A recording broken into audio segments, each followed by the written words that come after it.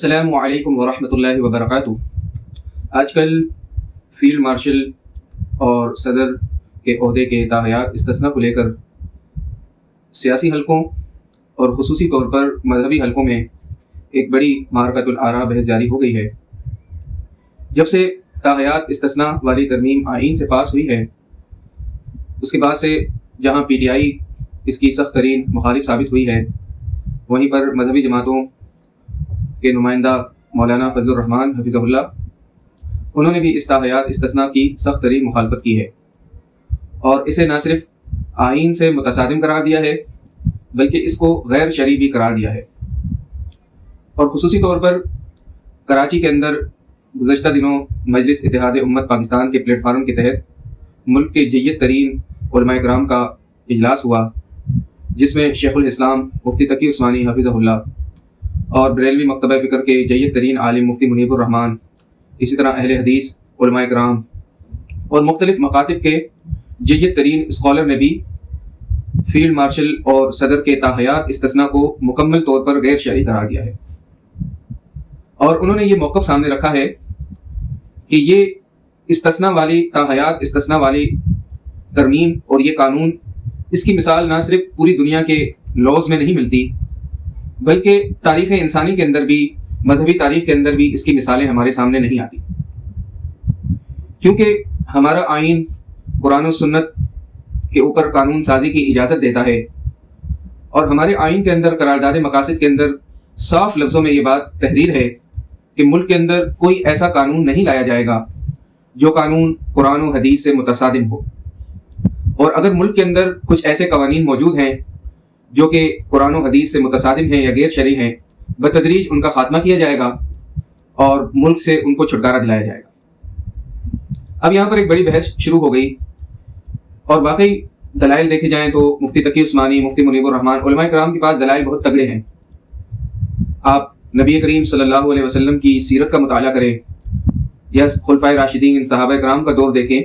تو وہاں اس طرح کے استثناء کی کوئی مثال ہمارے سامنے نہیں آتی، اور اس طرح کے استثناء کی ہمیشہ حکم حوصلہ شکنی کی گئی ہے، اور لوگوں کو بتایا گیا ہے کہ قانون سب سے اوپر ہے، قانون سے اوپر کوئی نہیں ہے، چاہے وہ کوئی مالدار ہو، کوئی سیٹ ہو، کوئی بزنس مین ہو، مقتدر شخصیت ہو، حتیٰ کہ کوئی عالم ہو یا فوجی جرنیل ہو، اس کو بھی قانون سے استثناء حاصل نہیں ہے۔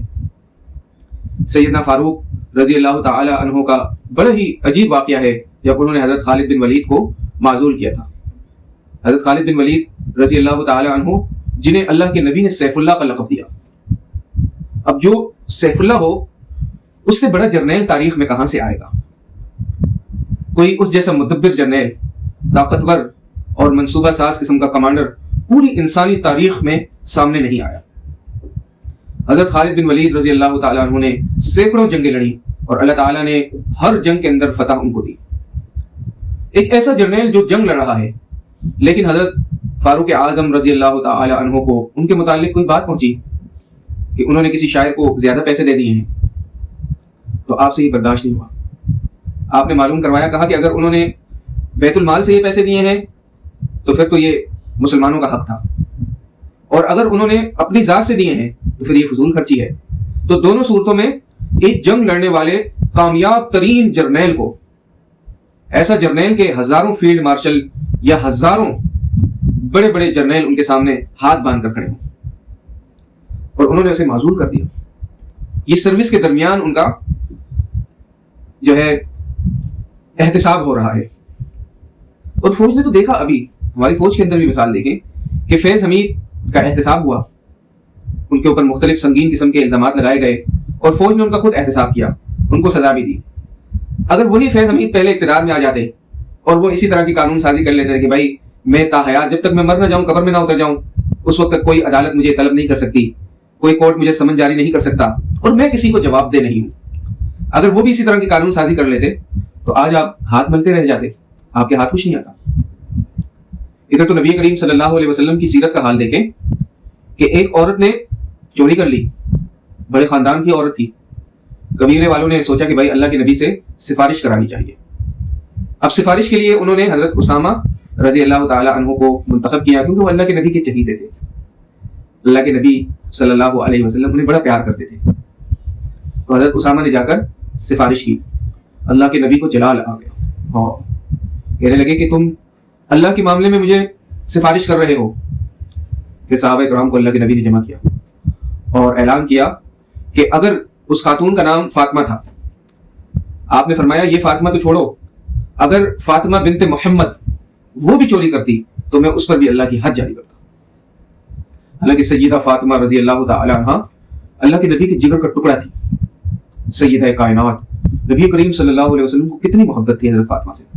सबसे लाडली बेटी थी। लेकिन उनके मुताल्लिक भी फरमाया कि हुदूदुल्लाह के मुकाबले में कोई भी हमारे सामने नहीं आ सकता। तो हमारे आईन की बुनियाद यही है, और दुनिया में भी आप जाएं कि किसी दुनिया के अंदर कोई ऐसा कानून नहीं है कि जिसमें किसी भी ओहदेदार को, हुकूमती ओहदेदार को ताहयात इस्तिस्ना हासिल हो। अब भाई वो कत्ल कर दे, वो चोरी कर ले, वो खुदा ना खास्ता किसी गैर अखलाकी सरगर्मी में मुलविस हो जाए, तो कोर्ट क्या करेगा? कोर्ट जब उसको बुलाएगा तो यही कहेगा good to see you sir, आपको तो इस्तिस्ना हासिल है, तो आप जाएं, आप ऐश करें, आप भले यहाँ से बाहर निकले और गाड़ी तेज भगाते हुए लेके जाएं, भले 2-4 और बंदों को आप ठोक कर चले जाएं, क्योंकि आपको तो कानून के मुताबिक कोई पूछ नहीं सकता, आपको सुरखाब के पर लगाकर दे दिए गए हैं। तो उलमा कराम का ये फरमाना कि ताहयात इस्तिस्ना गैर शरई है, इस बात में बहुत दम है। अब होना तो ये चाहिए था कि भाई जब मुफ्ती तकी उस्मानी या मुफ्ती मुनीबुर रहमान और मौलाना फजलुर रहमान जैसे जय्यद तरीन मजहबी शख्सियात ने इसको ताहयात इस्तिस्ना को गैर शरई करार दिया, तो हुकूमत की तरफ से रद्द-ए-अमल आता, नून लीग के वज़रा रद्द-ए-अमल देते कि भाई ऐसी बात नहीं है, हमने उलमा से पूछा है या हम इसको दुरुस्त करेंगे, आप लोग गलत समझे हैं, इस तरह का कोई बयान सामने आता। लेकिन ये नहीं हुआ, बल्कि जामिअतुर रशीद के रूह रवा उस्ताद साहब मुफ्ती अब्दुल रहीम साहब हफिज़हुल्लाह ने एक पॉडकास्ट रिकॉर्ड करा दी, और उस पॉडकास्ट के अंदर उन्होंने इस इस्तिस्ना की हिमायत की है। दलाइल तो उन्होंने नहीं दिए कि इस इस्तिस्ना क्या है, लेकिन उन्होंने कहा कि भाई मेरे सामने उलमा कराम का एक पैनल बिठाया जाए, मैं उनके सामने कुछ सवालात रखूंगा, वो मेरे सवालों का जवाब दें और फिर वो कायल हो जाएंगे कि ये इस्तिस्ना क्यों जरूरी है। हालांकि हम भी मानते हैं कि सर्विस के दौरान बाज़ औक़ात बड़े ओहदेदार को कुछ इम्यूनिटी की जरूरत होती है, कुछ इस्तिस्ना उसे चाहिए होता है कि अगर, क्योंकि हमारा अदालती निज़ाम इतना घटिया है, इतना जालिम है, इतना बेढंगा है कि यहाँ इंसाफ मिलते मिलते नस्लें कब्र में उतर जाती हैं। तो अगर उसे थोड़ा बहुत हम स्पेस दे दें आईनी तौर पर, कानूनी तौर पर, तो हम कहेंगे ठीक है भाई इतनी इजाजत तो उसे होनी चाहिए। लेकिन ताहयात इस्तिस्ना वाली बात तो ना आईनी तौर पर समझ आती है, ना कानूनी तौर पर समझ आती है, ना सकाफती तौर पर समझ आती है। आज फील्ड मार्शल और हमारे सदर साहब ने आईनी इस्तिस्ना लिया है, कल वजीर आजम साहब ले लेंगे, उसके बाद फिर मेंबरान कौमी असेंबली ले लेंगे, फिर सेनेट के अरकान ले लेंगे, फिर सूबाई असेंबली के अरकान ले लेंगे, उसके बाद ब्यूरोक्रेसी में जो बड़े बड़े अफसरान हैं उनको मिल जाएगा। तो ये बात रुकेगी नहीं इस्तिस्ना वाली, क्योंकि एक चीज गलत है तो गलत का रुख जो है अंधेरे की तरह है, वो ज्यादा फैलेगा। तो मैं समझता हूं कि ये इस्तिस्ना वाली जिसने भी शरारत की है, इसने हमारी फौज को भी बदनाम करने की कोशिश की है और फील्ड मार्शल को भी एक दुविधा में डाल दिया है और एक उलझाव का शिकार कर दिया है। इससे फौज जैसा एक मुनज़्ज़म इदारा जो बहुत मेरिट पर काम करता है, वहां पर उसके ऊपर ऐसा दाग लगना ये भी अच्छी बात नहीं है। अवाम के अंदर इसका तासुर अच्छा नहीं जाएगा, क्योंकि अवाम तो ये समझती है कि भाई हर बंदा, अगरचे एहतसाब हमारा नहीं होता है, यहाँ तो पाकिस्तान के अंदर कभी भी मुजरिम को सजा नहीं मिलती, मुजरिम से कानून डरता है और गरीब आदमी कानून से डरता है। तो अगरचे बड़े आदमी पर हाथ डालना हमारे कानून के लिए मुमकिन ही नहीं है, लेकिन फिर भी इस तरह की अलामती कानून साजी करना ये एक मुआशरे के ऊपर बड़ा बुरा असर डालेगी। और खुसूसन हमारी फौज जिसका मोराल माशाल्लाह जंग जीतने के बाद बहुत बुलंद है और मुल्क की अवाम की अक्सरियत उनको पसंद करती है, फील्ड मार्शल की तारीफ करती है, उनकी कमिटमेंट, उनकी पर्सनैलिटी, उनकी अचीवमेंट्स इसके लोग पसंद करते हैं। तो ये एक धब्बा सा है जो उनकी शख्सियत पर लगा है। तो मेरे ख्याल से कानून साजी करके इस शिक को ख़त्म करना चाहिए, ताकि ये हमारे मजहबी लोगों के अंदर भी जो एक बहस तारी है ये भी ख़त्म हो जाए और आवाम के अंदर जो बेचैनी है वो भी ख़त्म हो जाए। और आखिर दावाना अल्हम्दुलिल्लाह।